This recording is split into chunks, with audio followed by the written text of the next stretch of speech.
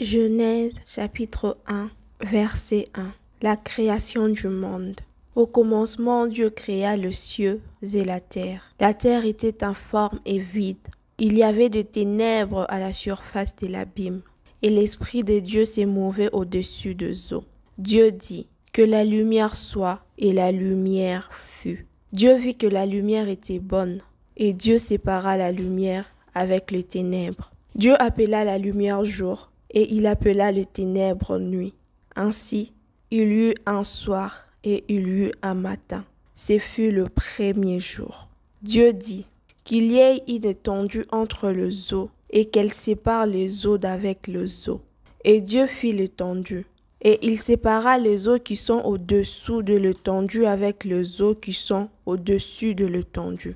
Et cela fut ainsi. Dieu appela l'étendue ciel. Ainsi, il y eut un soir et il y eut un matin. Ce fut le second jour.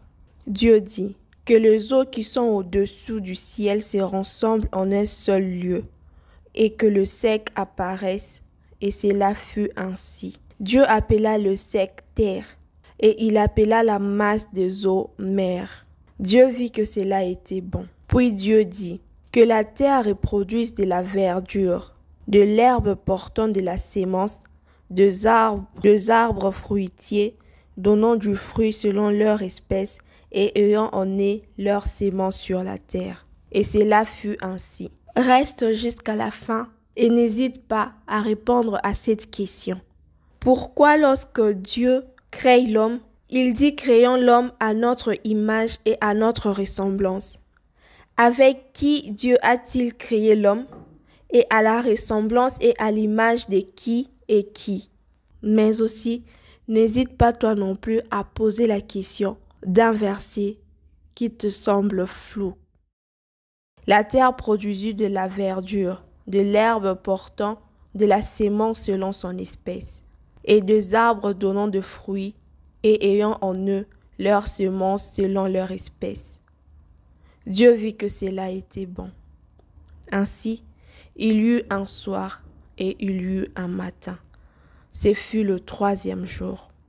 Dieu dit qu'il y ait des luminaires dans l'étendue du ciel pour séparer le jour d'avec la nuit, que ce soit des signes pour marquer les époques, le jour et les années, et qu'ils servent de luminaires dans l'étendue du ciel pour éclairer la terre. Cela fut ainsi. Dieu fit les deux grands luminaires, le plus grand luminaire pour présider au jour et les plus petits luminaires pour présider à la nuit. Il fit aussi les étoiles. Dieu le plaça dans l'étendue du ciel pour éclairer la terre, pour présider au jour et à la nuit, et pour séparer la lumière d'avec les ténèbres. Dieu vit que cela était bon. Ainsi, il y eut un soir et il y eut un matin. Ce fut le quatrième jour. Dieu dit que les eaux produisent en abondance des animaux vivants et que des oiseaux volent sur la terre vers l'étendue du ciel. Dieu créa le grand poisson et tous les animaux vivants qui se mouvent, et que les eaux produisit en abondance selon leur espèce. Il créa aussi tout oiseau ailé selon son espèce. Dieu vit que cela était bon. Dieu le bénit en disant: soyez féconds, multipliez-vous et remplissez les eaux de mer, et que les oiseaux multiplient sur la terre. Ainsi, il y eut un soir et il y eut un matin. Ce fut le cinquième jour. Dieu dit que la terre produise des animaux vivants selon leur espèce, du bétail, des reptiles et des animaux terrestres selon leur espèce. Et cela fut ainsi. Dieu fit les animaux de la terre selon leur espèce, le bétail selon leur espèce, et tous les reptiles de la terre selon leur espèce. Dieu vit que cela était bon. Puis Dieu dit: faisons l'homme à notre image, selon notre ressemblance, et qu'il domine sur le poisson de la mer, sur les oiseaux du ciel, sur le bétail, sur toute la terre, et sur tous les reptiles qui rampent sur la terre. Dieu créa l'homme à son image. Il les créa à l'image de Dieu. Il créa l'homme et la femme. Dieu le bénit et Dieu leur dit: soyez féconds, multipliez, remplissez la terre et l'assujettissait, et dominait sur tout le poisson de la mer, sur les oiseaux du ciel, et sur tout animal qui se meut sur la terre. Et Dieu dit, voici, je vous donne toute herbe portant de la sémence et qui est à la surface de toute la terre, et tout arbre ayant en lui du fruit, arbre et portant de la sémence, ce sera votre nourriture. Et à tout animal de la terre, à tout oiseau du ciel, et à tout ce qui se met sur la terre, ayant en soi un souffle de vie, je donne toute herbe verte pour nourriture. Et cela fut ainsi. Dieu vit tout ce qu'il avait fait, et voici, cela était très bon. Voici, il y eut un soir et il y eut un matin. Ce fut le 6e jour. Ainsi furent achevés le ciel et la terre, et toute leur armée. Dieu acheva au 7e jour son œuvre qu'il avait faite, et il se reposa au 7e jour de toute son œuvre qu'il avait faite. Dieu bénit le 7e jour, et il le sanctifia, parce qu'en ce jour il se reposa de toute son œuvre qu'il avait créée en le faisant. Voici les origines des cieux et de la terre.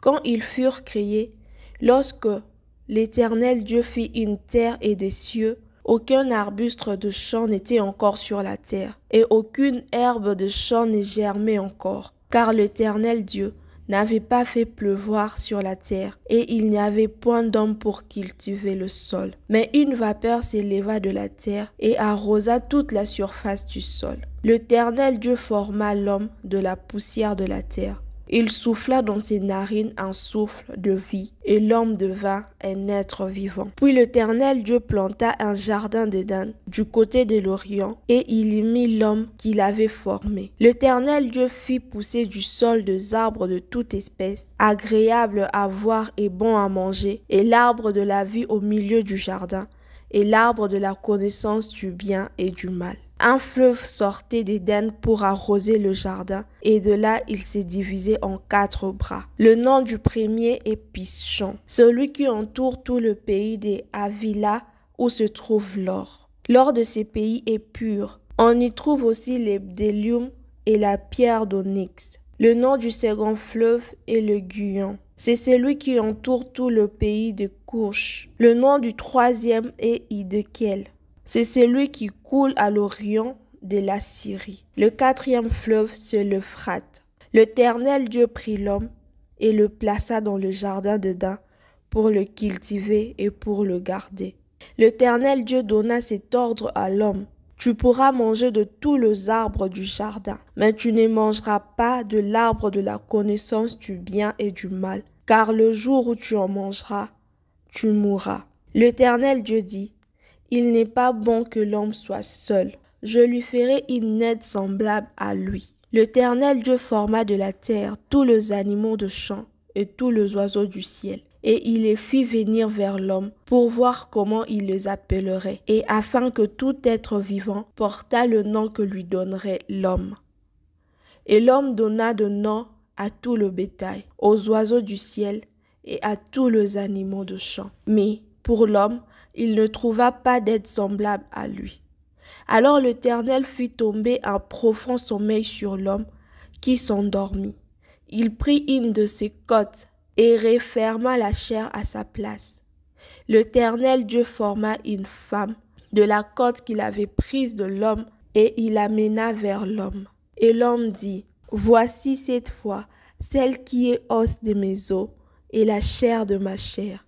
On l'appellera femme parce qu'elle a été prise de l'homme. C'est pourquoi l'homme quittera son père et sa mère et s'attachera à sa femme, et ils ne deviendront qu'une seule chair. Reste jusqu'à la fin et n'hésite pas à répondre à cette question. Pourquoi lorsque Dieu crée l'homme, il dit créons l'homme à notre image et à notre ressemblance?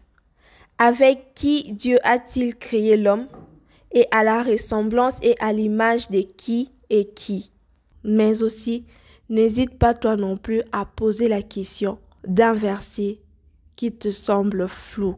Partage, commente, aime, mais surtout partage pour que plus d'une personne puisse lui aussi à son tour chercher à trouver la lumière sur des zones qu'elle ne comprend pas. Si c'est pour Dieu que nous les faisons, alors faisons le bien.